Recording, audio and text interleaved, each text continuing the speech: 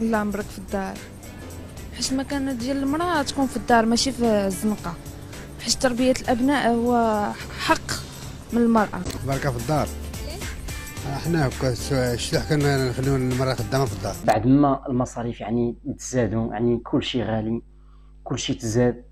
لهذا الاخوان غادي نشوفوا الاراء ديال المغاربه شنو كيفضلوا. يعني واش كيفضل المراه تبقى في الدار تقابل الدار ووليداتهم، ولا تمشي حتى هي تخرج على برا تخدم تعاونوا في المصاريف ديال هذه الحياه. يعني الاخوان غادي نشوفوا واش تقبل مثلا الراجل، واش يقبل المراه انها تخدم ولا تبقى في الدار. هادشي غادي نشوفوا في هذا لا فيديو هذا الاخوان. خدم.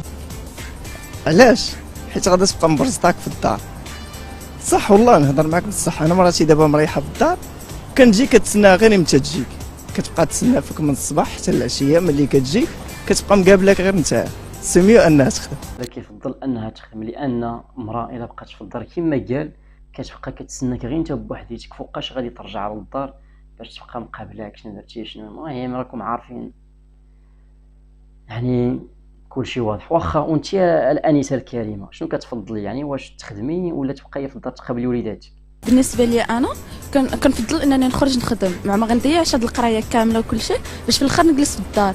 ولكن لقيت شي راجل غيكون مسؤول بيا وبولادو، ما غنفضل انني نجلس في الدار. جات من الاخر، يعني الا لقات شي راجل يعني قاد بالمسؤوليه وخدام وعنده فلوس وكذا، راه كتفضل انها تبقى في الدار. عاودي الا لقات شي راجل يعني غير على قد الحال، حتى هي بلا ما تضيع المستوى الدراسي ديالها حتى هي تخرج على برا تخدم. واخا وانت امول الشابو بركه في الدار. احنا الشلح كنا نخليو المراه خدامه في الدار، الراجل هو اللي كيخدم. اولا بعد هذا السيد هذا كنحييك اخويا من هذا المنبر هذا، امازيغ احريتي. المهم السيد قال حنايا مزيغ معروفين كنخليو المراه في الدار، يعني ما كيخليوش المراه انها تخرج باش انها تخدم.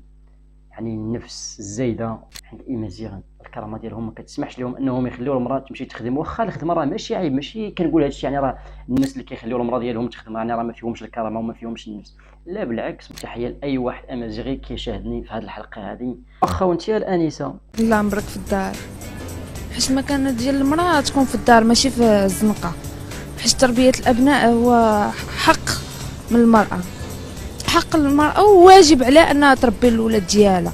حيت هما داك الوقت اللي كتضيعوا المراه في الزنقه الولاد ديالها كاع ما كيستافدوا منها. اول حاجه من الحنان، ما كتعطيهمش الوقت الكافي، ما كيربيوش على واحد، ما كتبقاش واحد الاهتمام، ما كيبقاش ما بين الام والابن ديالها. الله يعطيك الصحه. هذه لخصات داك الشيء كامل تقريبا اللي كنت انا غادي نديرو في هذا الفيديو. تقريبا هذه لخصاتو صافي. الام البلاصه ديالها في الدار ديالها، ماشي غادي نقول لك الكوزينه، لا الام ما تخلقاتش غير الكوزينه، كاين بزاف ديال الحوايج كاين ما يدار. تقدر مثلا انها تخدم غير في الدار ديالها، تشوف شي خياطه ولا شي حاجه منها كتعطي الوقت لوليداتها وتهلا في وليداتها، تعطيهم الحنان. لان الولد فاش كيكبر وبا خارج امو خارجه، يعني بطبيعه الحال كتكون شويه التربيه ناقصه. واعتذر عن هذا الكلام، ربما يقدر يأذي شي واحد فيكم، يقدر يضر شي واحد فيكم في خاطره وكذا. المهم استسمع. واخا وانت الرئيس. المراه انها تجلس في الدار باش تقابل وليداتها. الا جينا نخرجوا كلنا الراجل والمراه هذا ما غيكونش اللي غيقابل الدراري، ما تكونش واحد التربيه، ما يكونش واحد الاهتمام بالطفل. خصها ضروري تكون هي ربة بيت تساند البيت ديال المهام ديالها، ما كاينش اللي يعوضهم. واخا ديري خادمه او شي حاجه اخرى ما تعوضهاش. يعني ما كاينش اللي غادي يعوض الام، راه عنده الصح عنده الصح. الام راه ما كاينش شي واحد اللي غادي يعوضها، سواء في التربيه ديال وليداتها او لا في الاشغال ديال الدار. هي عارفه كل صغيره وكبيره في الدار ديالها، ابار الخدمه بالدار وكذا، ولكن غير ديك التربيه ديال الابناء راه هي كلشي. يعني ما الا ما ربيتيش ولدك كما حدو صغير، يعني راه ما عرفتش كيفاش غادي يطلع.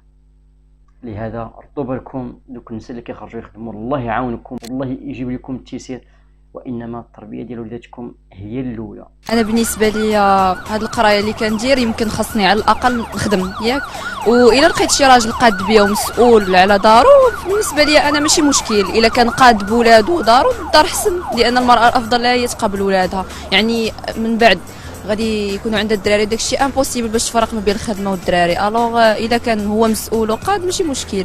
الا ما كان الامكانيات ديالو ناقصه كنظن ان المراه الافضل انها تعاون. الو العربي عاود ناض لقطه الله. الو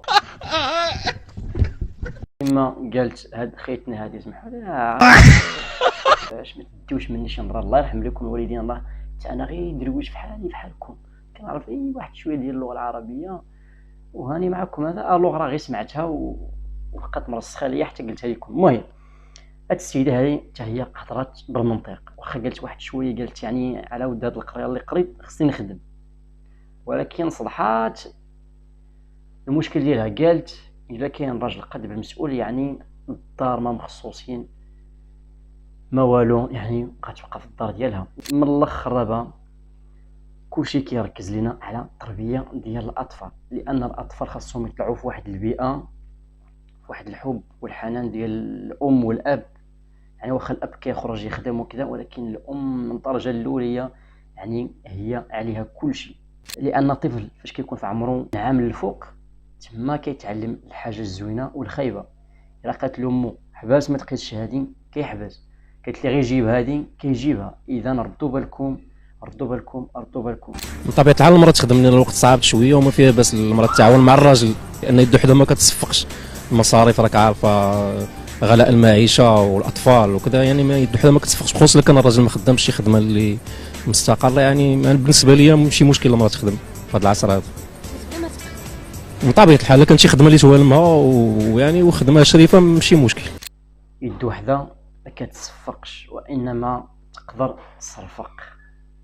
القاعده هذه الراجل فاش كيكون خاصو يتزوج اولا كيكون قاد على المسؤوليه، ماشي انت كتمشي كتقصد شي وحده على اساس انك غادي تعاونك في المصاريف غادي تخدم معاك.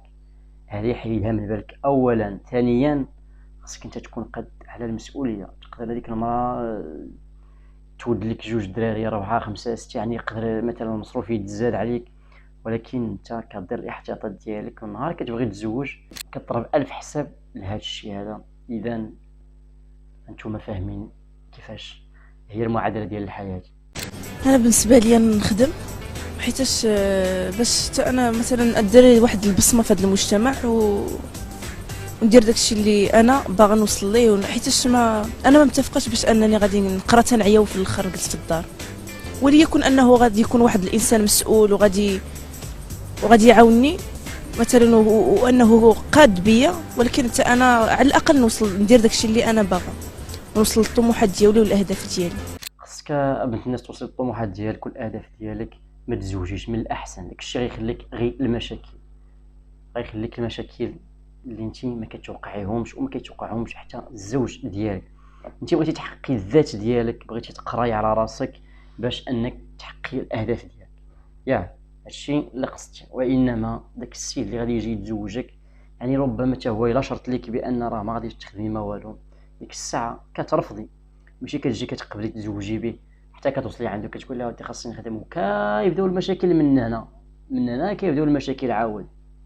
اذا ردوا بالكم، البنت بغيتي تزوجي يعني غتكوني عارفه بان راه الدار ديالك ما كاين لا خدمه لا والو. عاود شي وحده اللي باغا تخدم وكذا يعني على حسب الاتفاق ديالها مع الزوج ديالها. هادشي اللي كاين الاخوان باش حتى واحد ما يطيح في شي مشكل ولا شي حاجه. يعني من الاحسن الشروط، يعني هادشي علاش كاينين الشروط. يعني فاش كيجي الراجل انه خصو يتزوج كيتشرط مع الزوجه ديالو، كيشرط ليها شي حوايج وحتى هي كتشرط ليها شي حوايج حتى كيجيو هكا وربي كيسهل عليهم والله يسهل على اي واحد.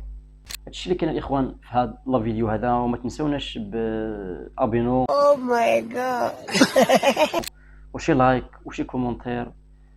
كان معكم عبدو، نتلاقاو في شي فيديو اخر.